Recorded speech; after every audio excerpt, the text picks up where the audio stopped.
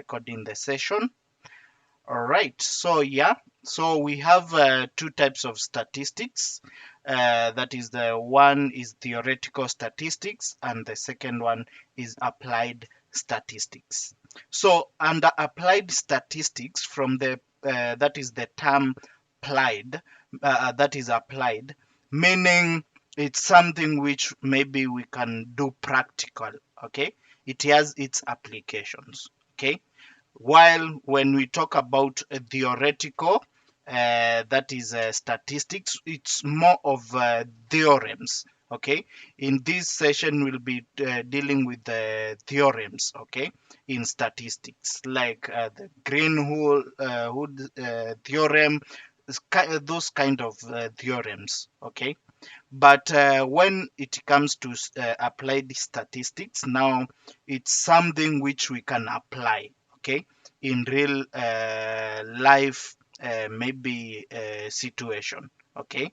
Like if we learn of a problem, or we can solve a problem statistically, okay, and we are going in this class, or in this course, we are going to move forward with applied statistics, because this is the statistics which we will be majorly using to solve some of problems. Okay, because machine learning, data science, it is all about solving problems. Okay, yes, so that's why we'll move forward with applied statistics. So under applied statistics, we still have two more categories.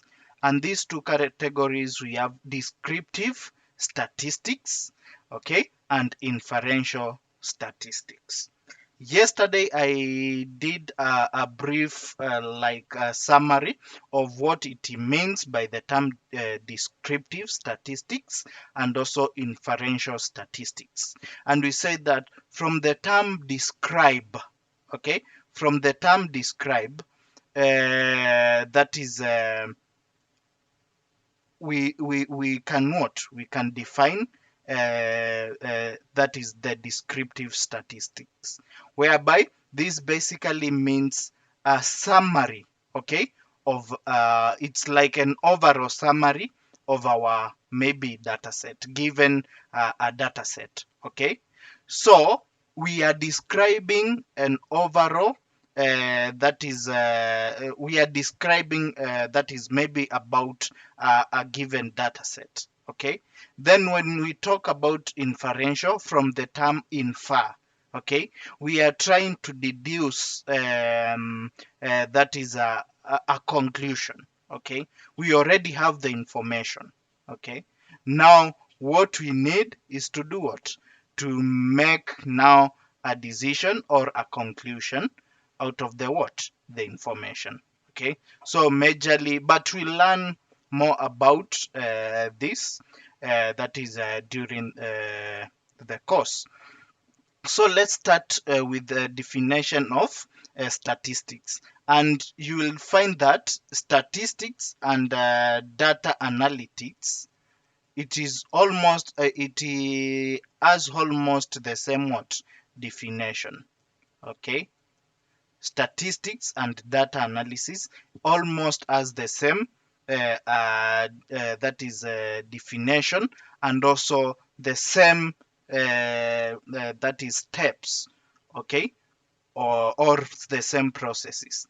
Like for example, we define statistics as a branch of mathematics dealing with collection. You can see here we are dealing with collection, because also in data analysis you can start from that step by maybe going to the field and collecting maybe your data, okay.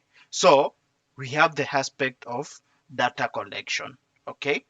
Then analyze, interpret, and present, that is present a mass of numerical data. Very correct. The same, that is the same steps we have in what? In data analysis. The first one is that we collect the data. We collect the data, okay. If not collecting, we source the data from whatever source we that is we have to get the data. Okay. The second step here comes to what we call data quality assessment. That is DQA. Okay, data quality assessment, whereby under this data quality assessment, it's where you that is you assess that is we have some components which you have to assess your data before you can go to that is to analysis step. Like you are trying to check if you are doing data check. Okay, data checks, that is maybe the completeness of your data. Okay, that is the relevance of your data. Okay, and also we have about 6 components and data quality assessment. Okay, yeah, basically it's the stage which maybe most of you know about. I guess you call it data and cleaning process. Okay, or data cleaning stage. Okay, and this is the stage which consumes the highest that is the highest amount of time. Okay, when it comes to data analysis. All right, yes, then after that, now you will come to do what? You will come now to the analysis. Okay, you'll come to the analysis.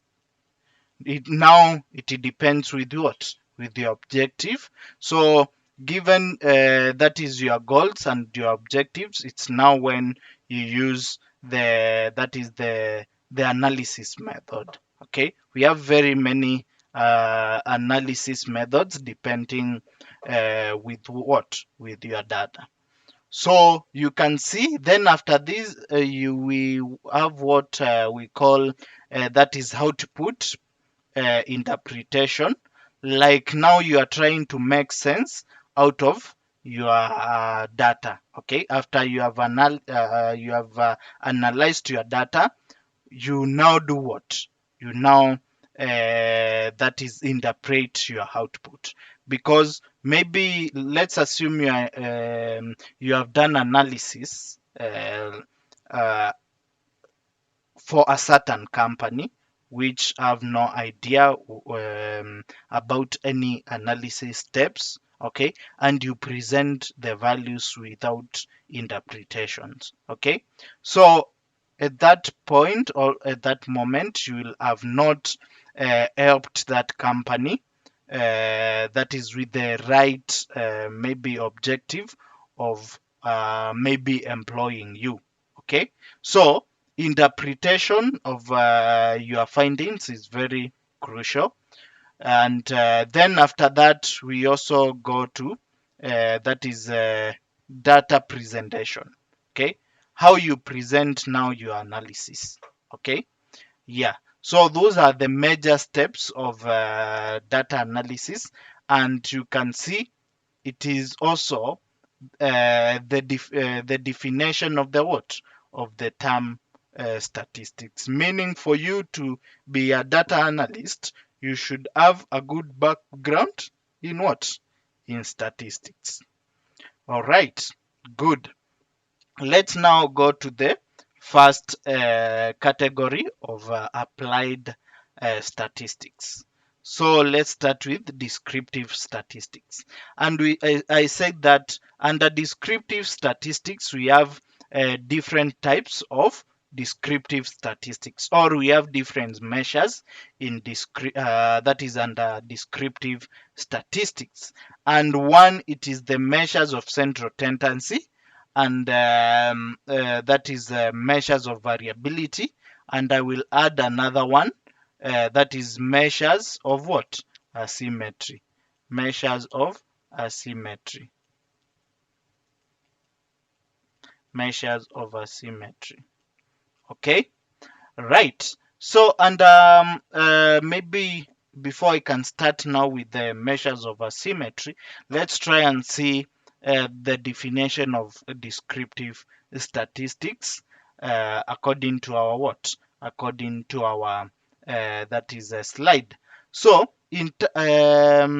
descriptive statistics is a term given to the analysis of data that helps to describe, remember the term describe, or show that is summarized data, or your data in a summary form, with what? With in a meaningful way. Like, it is analysis of data that helps you to describe, show, and summarize your data in a what? In a meaningful way. And it is a simple way to describe your data. Okay. Yes, because we are trying to compute maybe mean, to compute variance, to see maybe that is how your data is spread away from the mean. Also to compute range, to see maybe your data range. Okay. And also to compute even median, mode. All those we shall do what? We shall compute, that is under this topic, and get to maybe describe our data using those three measures. Okay. Yes. So let's start. Let's continue. So descriptive statistics is very important to present our raw data in effective and meaningful way using numerical calculations or graphs or tables. This type of statistics is applied on that is on already known data. So for this one, we have to apply, or for descriptive statistics, we must have what? We must have our data. Okay, we must have our data. So it cannot be hypothetical data. We must have a data set in place. Okay, that's why we are saying that the data must be what? Must be known. So, and we have the types. We have measures of central tendency and measures of variability. Okay. Yes, let's start with the measures of central tendency. So, measures of central tendency, it's further categorized into mean, mode, and median. Okay, mean, mode, and median. Okay. Yes, so we are going to start with measures of central tendency, and then we'll come to measures of variability, that is variability. Then for measures of asymmetry, it will be our introduction topic under what? Under distribution, when we'll be discussing about skewness and kurtosis. All right. So measures of central tendency. So an essential statistical concept is the measure of central tendency. This measure is an important way to summarize the data set with one representative value. Why? Because we only have what? One value for all this. But now when it comes to mode, okay, we might have a single value or a multiple what? A multiple that is multiple values. Okay. So under mode we can have a single mode or a multiple mode. We shall see the difference. Okay. All right. Good. So the measure provides a rough picture of where our data points are centered. Okay. The most common used measures of central tendency is mean, median, and mode. Okay. So with that, let's start with mean. Can someone maybe define for us what is mean? Someone to define mean? Yes, Van. Let me call you Van. Okay. And then you can call me Aini. Okay. That's like a middle of my surname. All right. No Anyway, problem. Okay. mean I believe would be like the average value. Yes, of course. It is the symbol average. Okay, that's very true. It is the symbol average. What about median? Someone else to define median? Someone else to define median? Yes, Michael? I perceive it as the middle value of an ordered set. Very correct. So that is the let me say the let me say the term. Okay, you've captured the terms which are very important when it comes to definition of what, of mean, of median, sorry. So the first term is that the middle value, okay, and in an ordered what, in an ordered list, either in ascending or descending, either in a descending or ascending manner. Okay, yeah, that's very correct. So median is the middle value in a sorted data. Okay, yes. So let me just give you an example. Let's assume we have 1, 2, 6, 3, 5. Okay, so what is our median? That is our middle value in this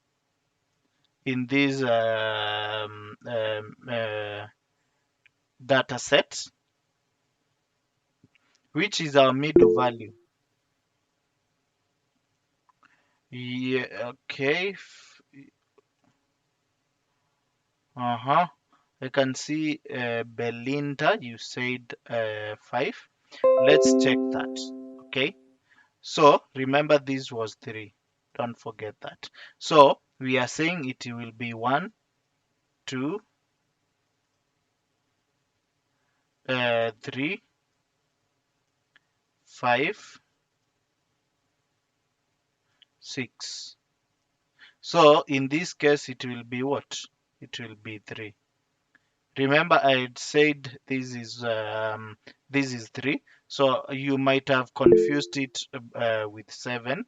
Okay, you might have confused it with 7. Yes. So this is 3. Okay. What about if I had another value here, 7? What will be our median? Yes, Eric?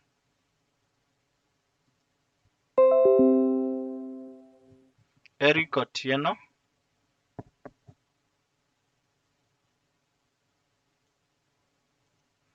Eric, I can see your hand is up. We can't hear you.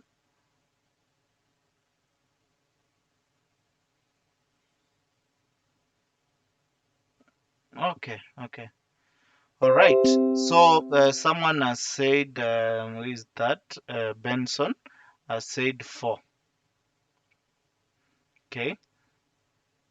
I believe also if there is even amount of values, yes, that's where now I was coming to.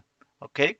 So that is the middle getting the that is getting only the middle value mostly occurs when we have an odd that is set of what, set of values. Okay, what about when we have even set of values? Okay, so we usually take the middle two values, okay, of an ordered list, okay, then divide by what? Divide by 2. So in this case, it will be 1, 2, 3, 5, 6, and what? 7. So we'll take the that is the two middle values, Okay, so these are the what? These are the two middle values. So you add them and then divide by 2. So you'll say 3 plus 5 divide by what? Divide by 2. So the middle value will be what? Will be 4. All right. What about mod? What is mod? Who can define mod?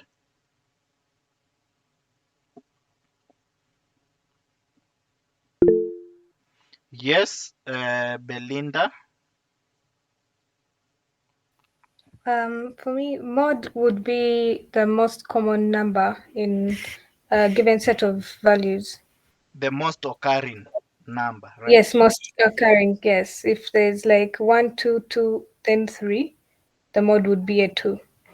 Okay, if we say number, it can be number or numbers. Like for example, let me give you a set of values here. Let me clear this. Let me give you a set of numbers. We have 1, 2, 3, 1, 5. And we have 1, 3, 2, 1, 3, 5. So, in this case, what is our mod here?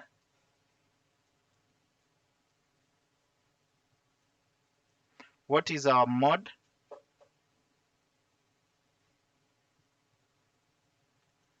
Belinda? What is our mod in the first set of data? What is our mod? So, sorry about that. It's just that the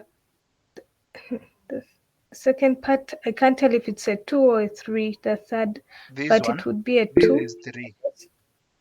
This is 3. Oh. Okay, let me just write it clear. It's because I'm drawing, so sometimes I might not draw it perfectly. This is a 3. Don't know why. So this is a 3.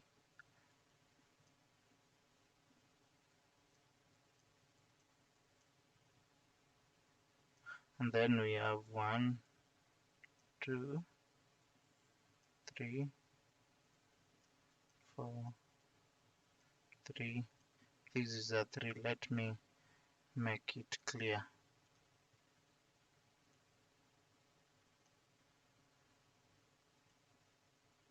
Yes, so give me the mod for this. The mod would be 1 in this case because it's appearing 3. It would be 1 and 3 because actually, no, it's 1, 2, and 3 because they're all appearing 3 times No, in the this is a data set. Sorry, this is a list, the first list. Don't check on this one. Just concentrate on the first one. Oh, okay, then the mod would be 1. Okay, the mod is 1 here. What about the second set of data? There, the mod would be 2 and 3. They're both occurring 2 times in the dataset. Okay, so it is 2 and 3. So from our definition, you can remember we said that is, you said it is the most occurring number. So I wanted to show that is it might be 1 or more. Okay, so for when we have one value, it's called a single mod.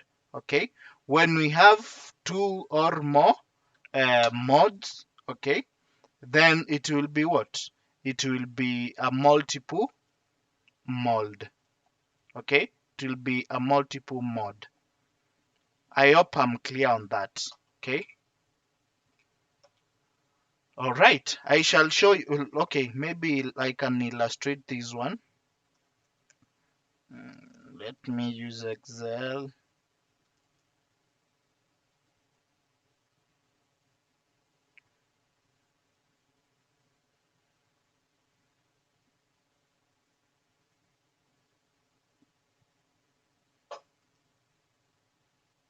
maybe let me randomly generate some values. Let me randomly generate some values.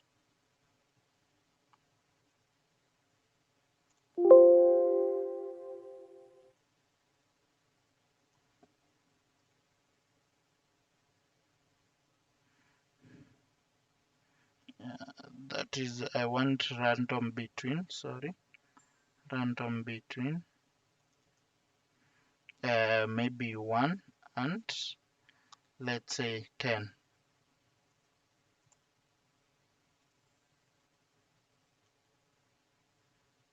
Okay, so and then I will just copy paste this data to values so that it might not change. So you can see we have this data set, okay, and we have different we have same values. Like you can see we have a value of that is the same value of 4 and also the same value of what, of 1. Okay, maybe we want what, we want multiple mod. Okay, we have mod dot what, dot multiple. Okay, when I click mod dot multiple and I light these, okay, data, you can see I'm getting what, I'm getting now my what, my that is my most occurring what, or my most occurring values. You can see I got these two values. Okay, maybe what if I say we have what, we have also a 5. Okay, what if I say we also have a 5? So I will the same way I can compute the same way. Let me come and say equal to multiple sorry, mod mod dot multiple.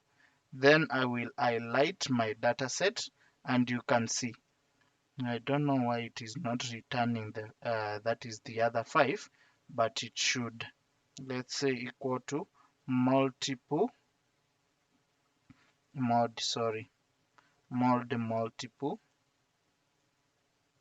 should give me a value of 5 values. I don't know, it should give me the 3 values. I don't know why it's not returning the 5th value.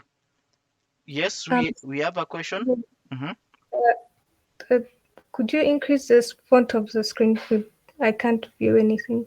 Okay, okay, sorry for that. Let me that is increase.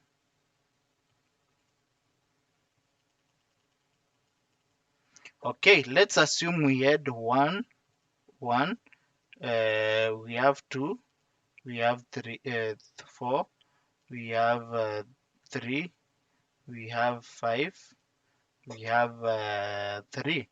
Okay, and I want maybe to calculate the what, the multiple mod. So it will be mod. We have an inbuilt function, Excel function, by the term mod dot what, dot multiple, and we have mod dot what, dot single. So you can see for mod dot multiple is return or returns a vertical array of the most frequently occurring or repetitive what, repetitive values in our range of data, that is or in our range of data. Okay, so if I choose multiple mod and then I light my data, okay, then you can see it has returned the what, the most occurring what, occurring values. And you can see in this case the most occurring values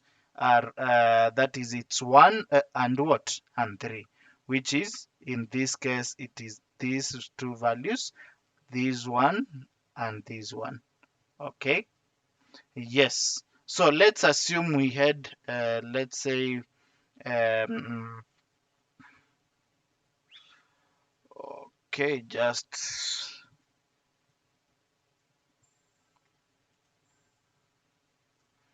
let me just drag this and see.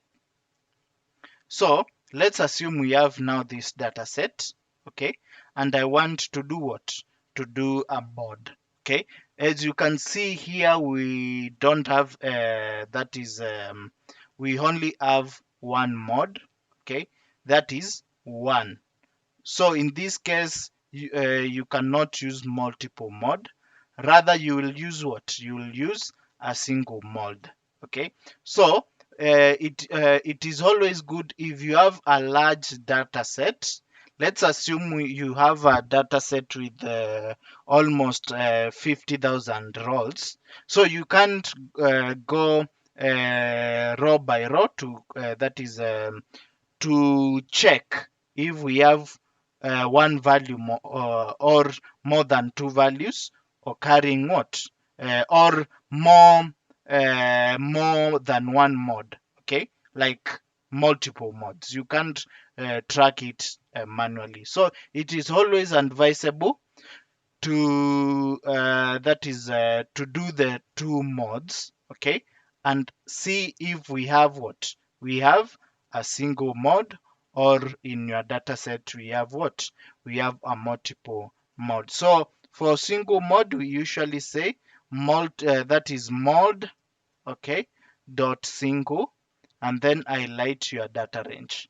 Okay, once you highlight your data range, it will give you that is your output, and you can see from the highlighted range of data, we only have what? We only have a single mod, or only one value is occurring more than what? More than once. That was just a by the way to explain the mod. Okay. Yes, now let's go to mean. Mean, we said it is the symbol average. Okay, so you can see mean is what? It's the average. Okay, and I want now to bring up another topic. Okay, I want us to bring another topic before now we can go specific now and discuss what about mean. Why? Because we have someone has raised. Yes, Kaka.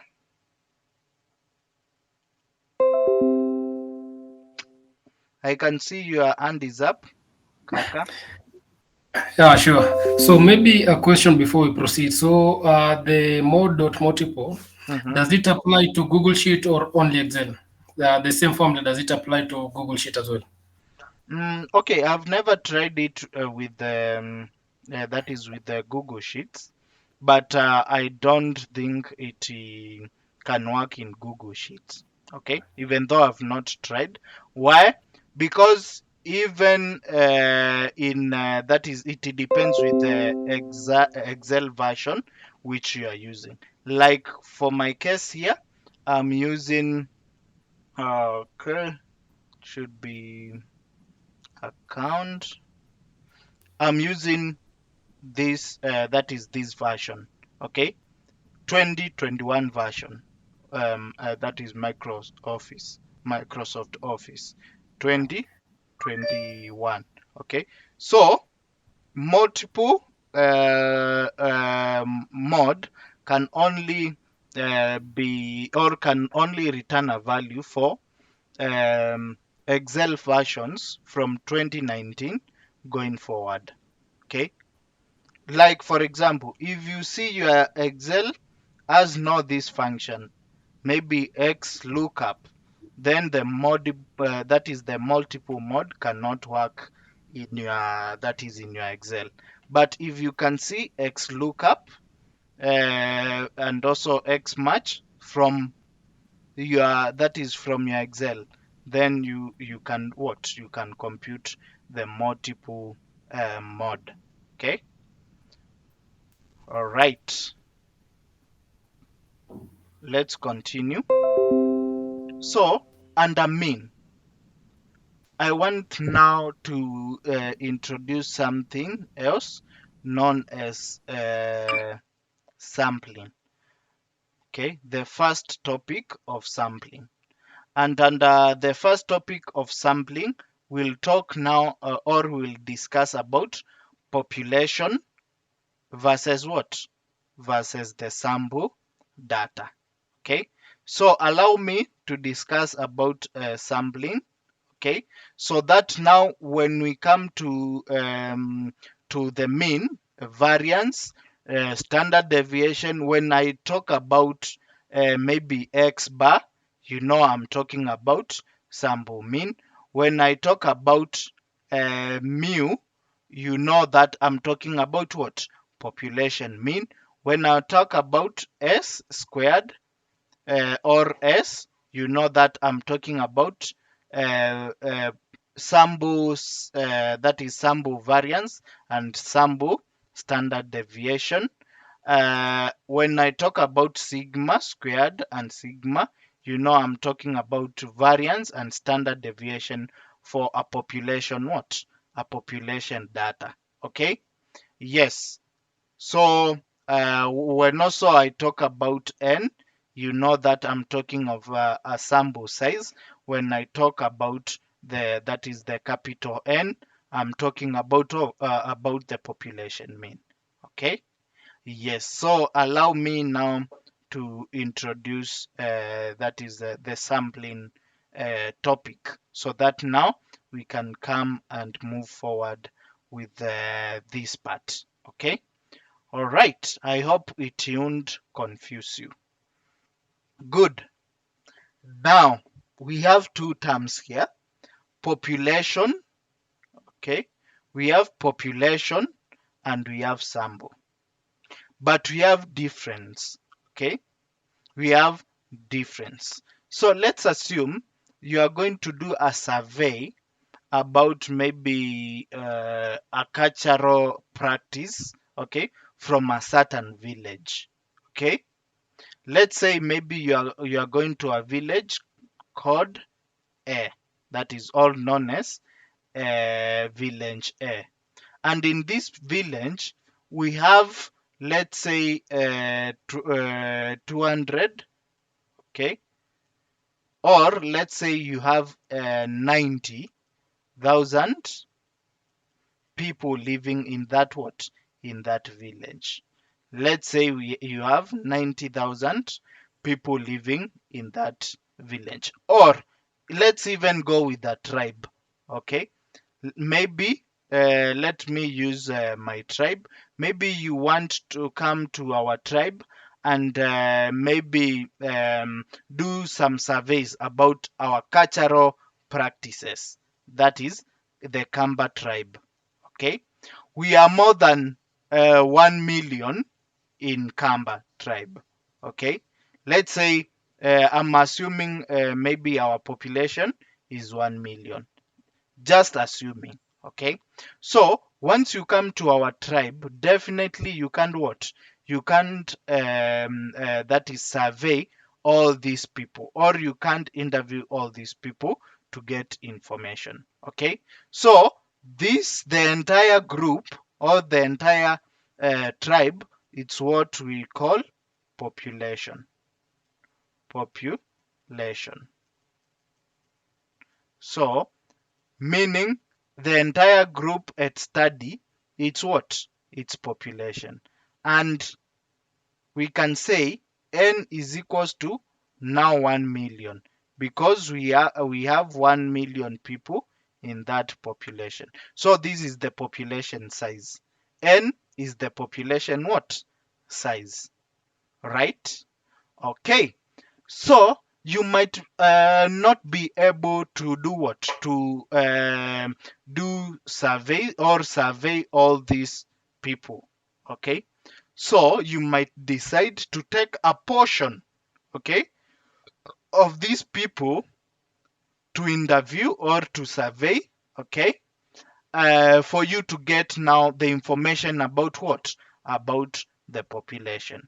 Let's assume you've taken 1,000 people, okay, 1,000 people from what? From this population. Now this will become your small, that is your small size. Okay, so this is called is known as sample size.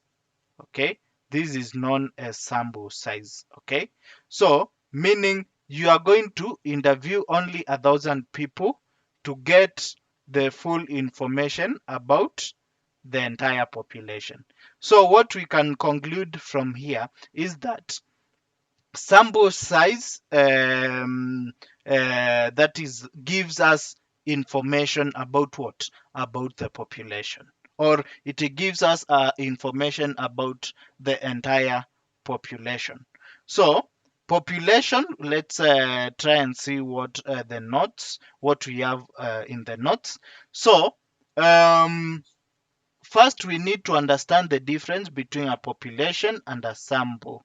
Okay, so and identify the target population of your research. So our target population, we said it is this with this population size. Okay, so the population is the entire group that you want to draw conclusion about. Okay, then the sample is the specific group of individuals that you collect from the data to represent what? To represent the population, that is the whole population. Okay, and under sampling, we have what we call sampling frame. Okay, and from sampling that is a frame, we have that is a sampling frame. Okay, so under sampling frame is the like the actual list of the individuals that the sample will be drawn. Like for example, let's come maybe to your company. Okay, maybe your company has a total population, or it has a total of 1,000 employees. Okay, but it is also hard to interview what, to interview this that is and the 1,000 people. Okay, so these employees, we have all their details like the employee number under what, under maybe HR database. Okay, under HR database. Okay, so now the HR database becomes what, our sampling frame. Why? It is where the data or the sample data will be drawn from. Okay, yes, so a sampling frame is the actual list of individuals that the sample will be drawn from. Ideally, it should include the entire target population. Yes, it includes the entire target population. Why? Because we are having maybe 1,000 employees. So, and nobody who is not part of what? Nobody who is not part of that population. Meaning, basically, we only have all the employees. Okay, so like for example, you are doing a research on your working condition at a social media marketing company. Okay, your population is your population is 1,000 employees, or you have 1,000 employees in your company. Okay, so your sampling frame is the company's HR database, because HR database usually have all these that is data. Okay, so which lists the names and contacts details of every employee. Okay, that's very correct. So I guess you've understood the sampling frame. Okay, it contains the list, or it contains the whole population. Okay, then we have what we call probability sampling methods. Okay, now here we are talking about the 4 types of sampling, that is probability sampling method. So probability sampling means that every member of the population has the same chance, or has a chance of being selected. It is mainly used in what? Quantitative research. So if you want to produce results that are representative of the whole population, probability sampling technique are the most valid what? Are the most valid choices. And let's start with the first one. That is the simple random sampling method. Okay. So with this, it says that every member has the same chance, or has the same probability, or has the same chance of being selected. That is under simple random, that is random sampling. So in simple random sample, every member of the population has an equal chance of being selected. Your sampling frame should include the whole what? The whole population. Yes, you should have all the whole, you should have what? The whole population. So to conduct this type of sampling, you can use tools like random number generators, okay, or other techniques that are based entirely on what? On chances. Okay. All right. So like for example, you can see this is our population. Okay. From this population, you can decide maybe to randomly select anyone. Okay. And this means everyone has the same chance of being selected. Okay.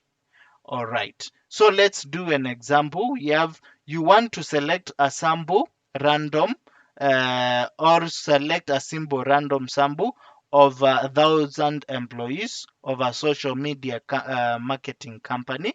You assign a number to every employee in the what? In the company database. Like from 1 to what? To 1,000. You are assigning each employee a number. Okay. Then now you can use that is random, that is a random generator. Okay, random number generator to select what? To select at least that is 100 what? 100 members. Okay, you can use a random number generator to select what? Maybe 100 of employees from a total list of 1,000 employee. That is simple random sampling. Then we have the second one, systematic. So under systematic, we are saying that under this, we instead of randomly choosing people, we are adopting that is a specific system. Okay, to do what? To choose our that is our sample. Okay, so with this, you can decide maybe to go what? To go with a certain order. Okay, to go with a certain order.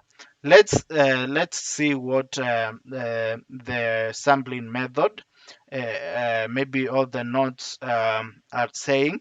So the systematic sampling is similar to that is to simple random sampling, but it is usually slightly easier to conduct. Okay, like for example, if you are having that is 100 employees and you only need the 10 that is 10 employees. Okay, let's say you have one, two, let's say 1, 2, up to 100. Okay, you may decide maybe to go with an interval of what? Of 10 employees. Like for example, if you take the first employee, okay, so you select now, you will next select the what? Maybe the 10th employee moving forward. Okay, or the 11th, meaning you are working with an interval of what? 10, that is with an interval of 10. Okay, so if you take the first one, meaning the second, you will take the 11th, the third, you will take the 21st, that is employee, up to 90 what? 91st employee. Okay, yes. So every member of the population is listed with a number, but instead of randomly generating numbers, individuals are chosen at what? At a regular intervals. Individuals are chosen at a regular, not irregular, but regular intervals.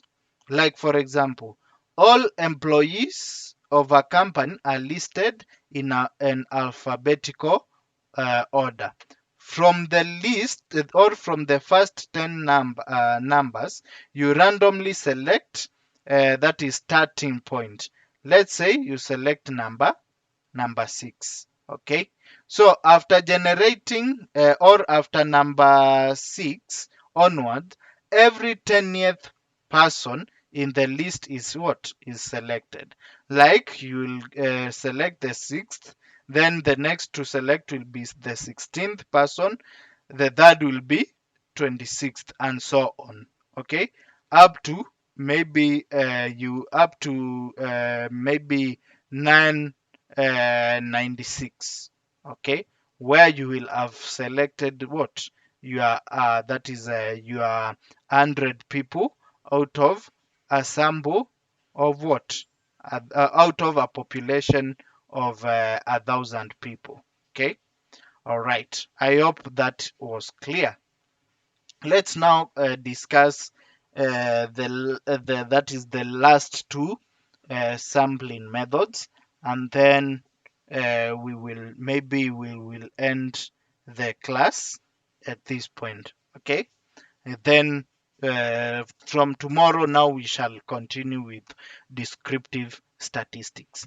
But tomorrow my objective is to finish descriptive statistics and also to finish yes, to descriptive statistics, that is measures of central tendency and measures of what variability. Okay, then after that I will go to correlation and covariance. Okay, correlation and covariance. Then after that, we will now introduce another topic, that is linear regression analysis. First of all, after that, we'll do a practical. Okay, we'll do practical of what we've covered. Then after the practicals, we shall start on a new topic, that is linear regression method. Okay, all right, good. Now let's go to the third sampling method, stratified sampling method. From the term stratified, we usually that is create something we call what? Stratas. Stratas are kind of they are like groups. Okay, they are like subgroups. Okay, yes, but let's read through to get that is a better that is understanding. And again, I will also give what? I will also give you an example. So, stratified sampling involves dividing that is population into what? Into subpopulations. Okay, like for example, in your population or in your company, maybe you have 100 people. Okay, then you can decide now to divide what? The 100 people to either per department, maybe either per department, okay, meaning each department here is what? Is a strata, or per gender. You might decide to divide your population per gender, depending with what? With your objective. All right, so here it involves dividing the population into subpopulation that may differ in what? In important ways. It allows you to draw more precise conclusion by ensuring that every subgroup is properly represented in what? In the sample.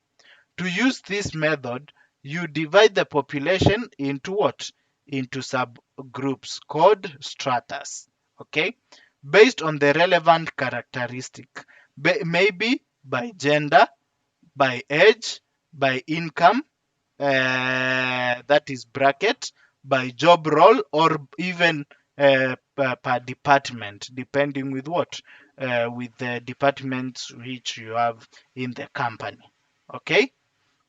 All right. So based on the overall proportion of the population, you can calculate how many people you should be sampled from what? From each subgroup.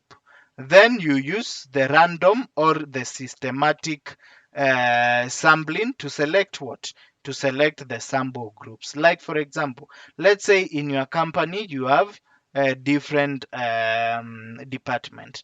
Let's say you have HR department, and you have in HR department you have maybe 5 employees. Maybe you have operations department, and at operations department you might have what, 10 people.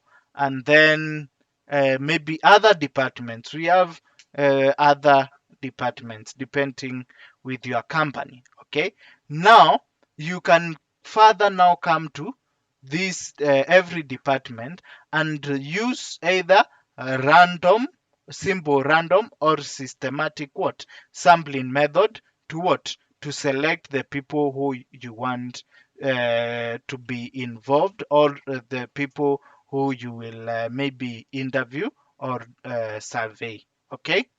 All right, that's correct. I hope I'm clear up to that point. Am I clear? Are we together? I want to see some responses. Nice, we are all good. Thumbs up, though they are very few. Can see I'm having few thumbs up. All right, oh nice. It means we are good. Cool. That's awesome. All right, so let's continue. So let's look at an example. Let's assume your company has 800 female employees, okay, and 200 male employees. You want to ensure that the sample reflects the gender balance of what? Of the company. So you sort the population into 2 stratas based on what? Gender.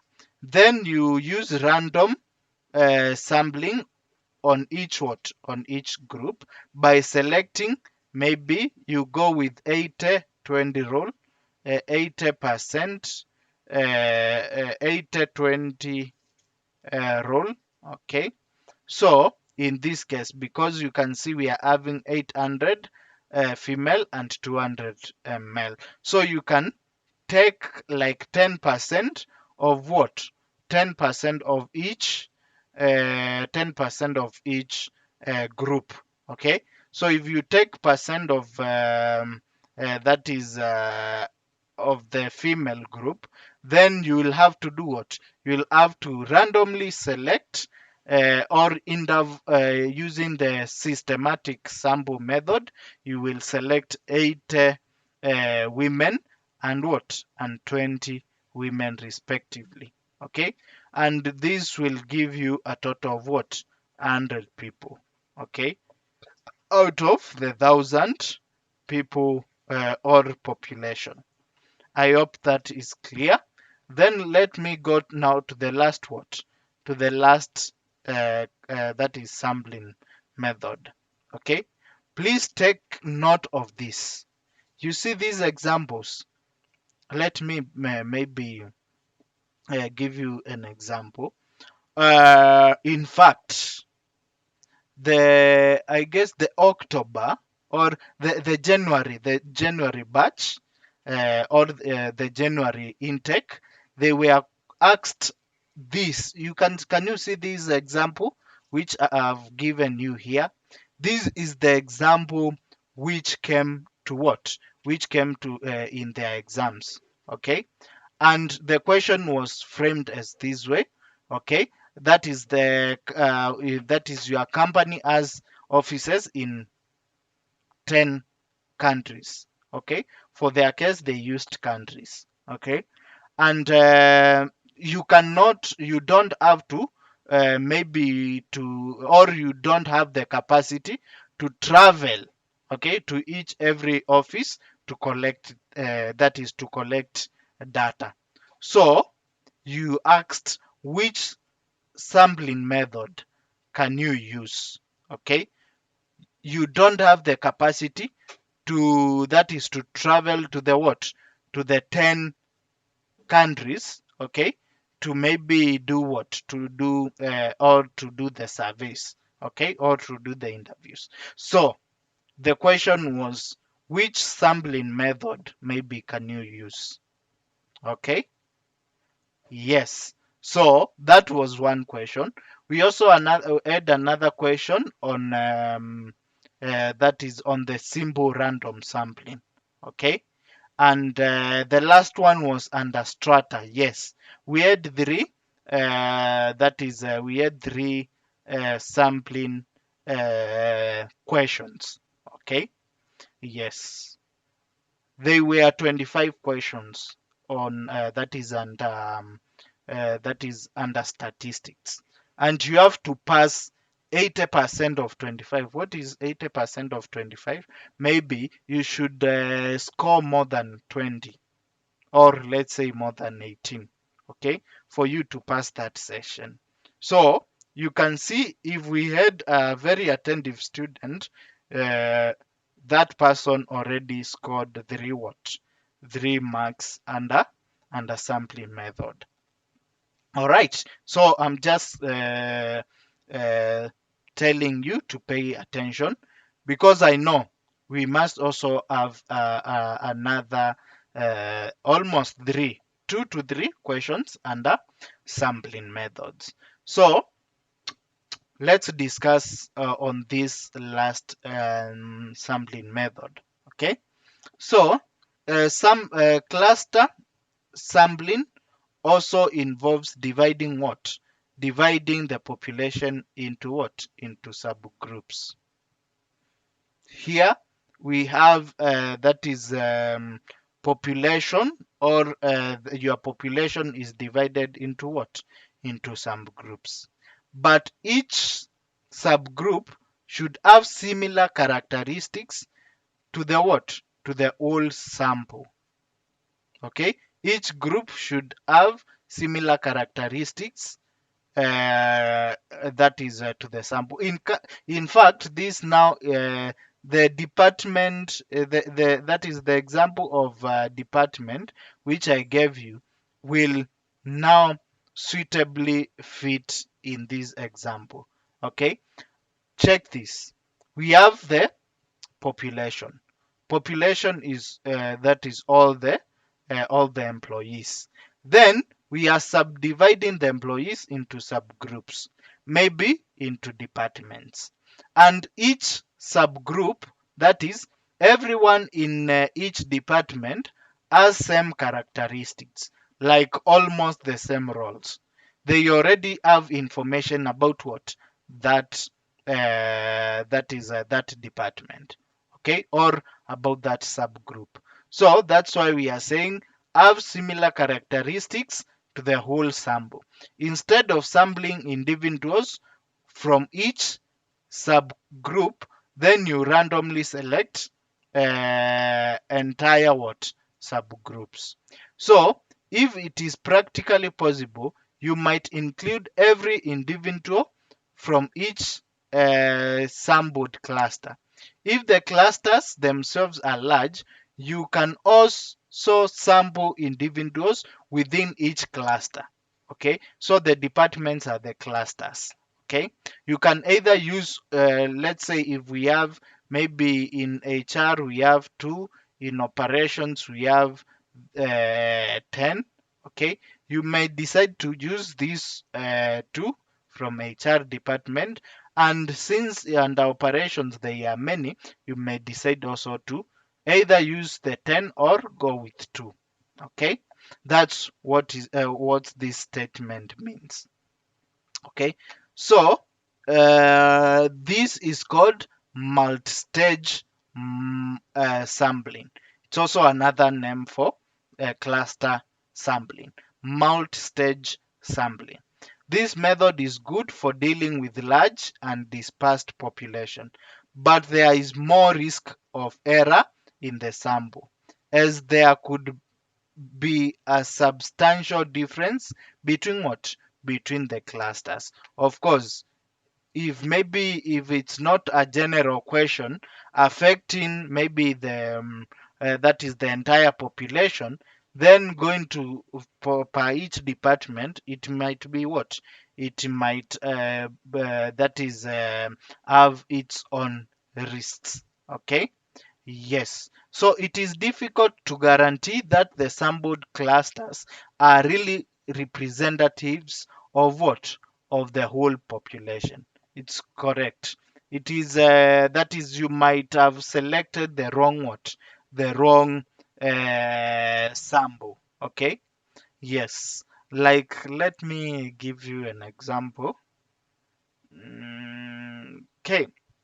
So, do I really have a good example?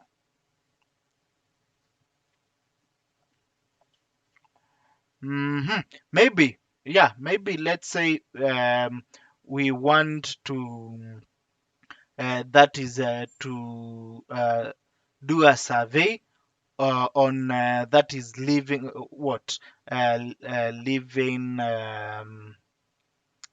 what can I say? Let's say you have 3 cities, okay, and you want to do that is a living standards survey, okay, between what? Between those or within those within those cities. You want to know what?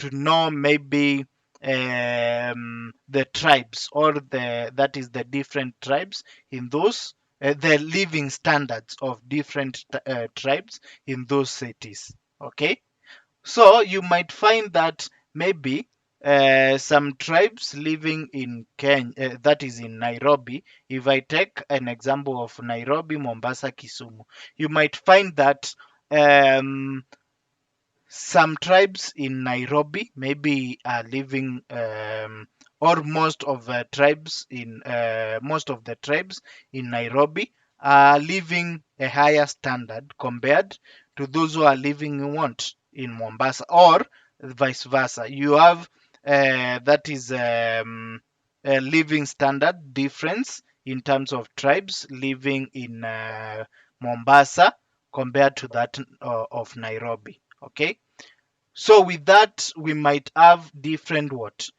difference in that is in the data. So you can't generalize in that you can't use maybe conclusion or analysis for one city to conclude about what? About that is all the 3 cities. Okay, for that you have to go now to the what? To those different cities. Why? Because they have different living standards. Okay. Yes. So let me give you an example. This example, I think it will give us a clear picture. Okay. It will give us a clear picture.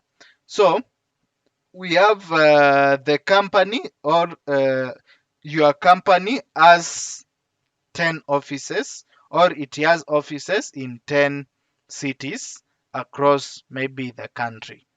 Okay, all with roughly the same number of employees in the similar roles. You do not have the capacity to travel to every office to collect your data. So in this case, you might decide to go what? You might decide to randomly select 3 offices which you are capable to do what? To visit, and then use them as what? As your clusters. So you will use those 3 offices as your sample data. Okay. Yeah, I think this is clear. This is a clear example. Any question up to that